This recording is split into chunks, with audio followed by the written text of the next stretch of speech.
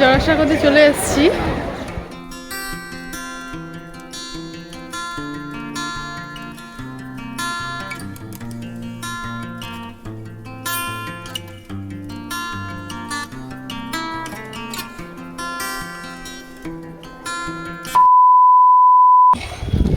তো আজকে ওয়েদারটা ভালো ছিল, সকাল থেকে মেঘলা ছিল, এখন একটু রোদ উঠেছে। আমরা আছি এখন মগরা স্টেশনে, আর যেহেতু আজকে 25শে বৈশাখ সেই জন্য একটু যাব জোড়াসাঁকোতে। তো এখন ট্রেনের জন্য স্টেশনে আছি।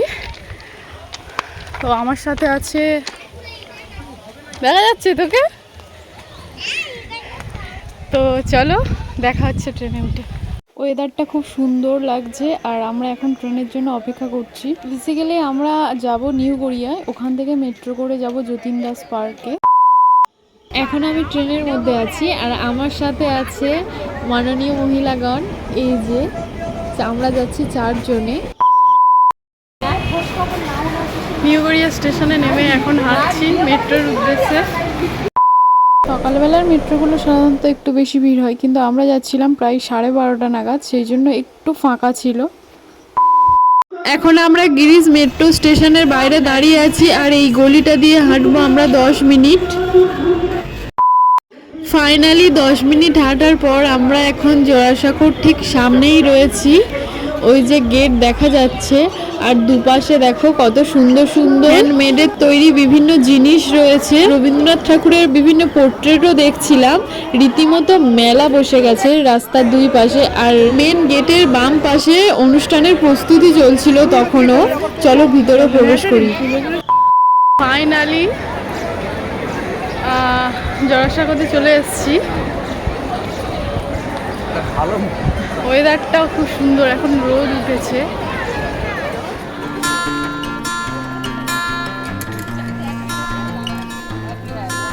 বেসিক্যালি আগের বছর যখন এসছিলাম এখানে এই মাঠটাতে অনুষ্ঠান হচ্ছিল, এবছর হয়নি, ওই জন্য একটু ফাঁকা ফাঁকা লাগছে, ভিড়টা কমও লাগছে।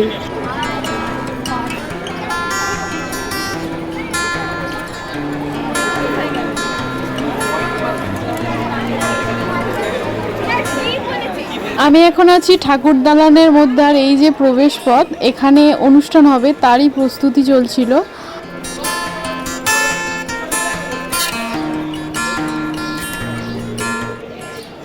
আমি এখন আছি ঠাকুর বাড়ির দোতলায়, এখানে ভীষণ ভিড়। চলো ভিতরে প্রবেশ করা যাক।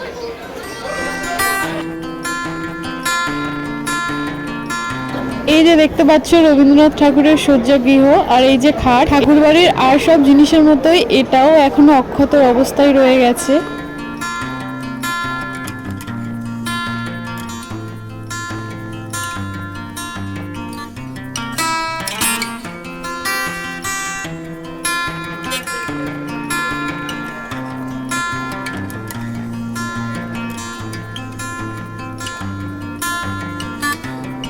দোতলা থেকে নামার আগেই ঠাকুর পরিবারের এই চিত্রটা দেখা যাবে।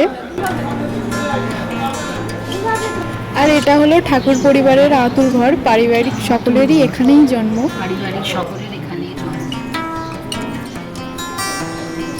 ফাইনালি বেরিয়ে এসেছি। জোড়াসাঁকো ঠাকুর বাড়ির পিছনে রয়েছি আমরা। এই যে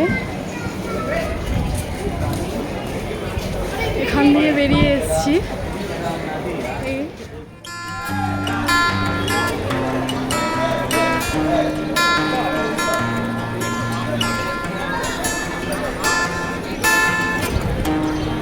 আপাতত আমার ঘোরা কমপ্লিট। এখন আমরা এই যে মাঠের মধ্যে বসে গল্প করছি।